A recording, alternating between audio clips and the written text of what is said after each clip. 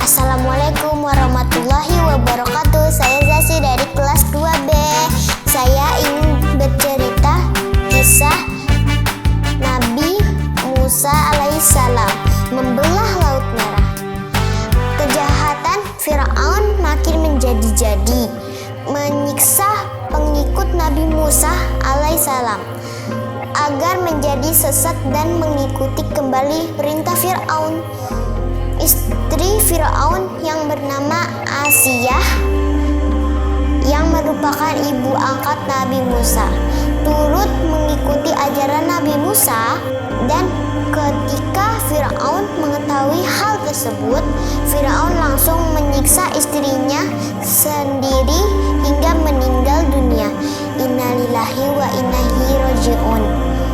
Nabi Musa berdoa agar Allah Subhanahu wa Ta'ala memberi azab kepada Firaun dan pengikutnya, agar Mesir diberi kemarau yang panjang sehingga ladang gandum dan peternakan milik Firaun menjadi rusak. Selain itu, juga badai merusakkan rumah-rumah mereka.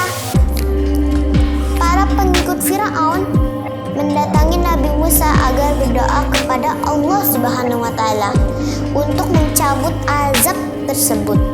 Nabi Musa bersedia berdoa, tetapi Firaun harus berjanji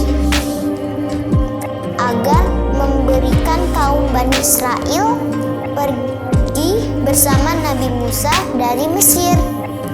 Setelah azab itu pergi dan keadaan kembali normal, Firaun mengingkari janji. Kaum Bani Israel dipaksa untuk bekerja dan disiksa. Kemudian datanglah wahyu dari Allah Subhanahu wa Ta'ala agar Nabi Musa dan kaumnya meninggalkan Mesir. Mereka meninggalkan Mesir secara diam-diam pada malam hari, namun Firaun mengetahuinya dan mengejar rombongan Nabi Musa. Setelah sampai di tepi Laut Merah, Nabi Musa dan kaumnya tidak dapat melanjutkan perjalanan karena terhalang oleh laut. Mereka panik karena Firaun dan pengikutnya tampak mengejar mereka. Nabi Musa berkata, "Jangan takut, karena Allah bersama kita." Sambil memukul tongkatnya ke laut, tuk, tuk.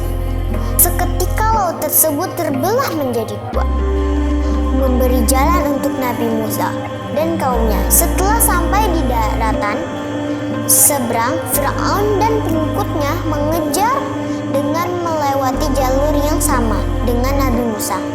Namun saat di tengah-tengah, mendadak laut tersebut menutup kembali sehingga Firaun dan pengikutnya tenggelam semua, binasa tanpa tersisa.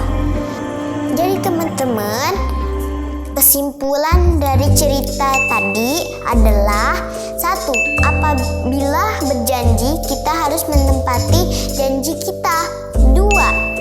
Kita harus bersabar dalam menghadapi cobaan dan masalah. 3. Percaya akan adanya bantuan dari Allah Subhanahu wa Ta'ala.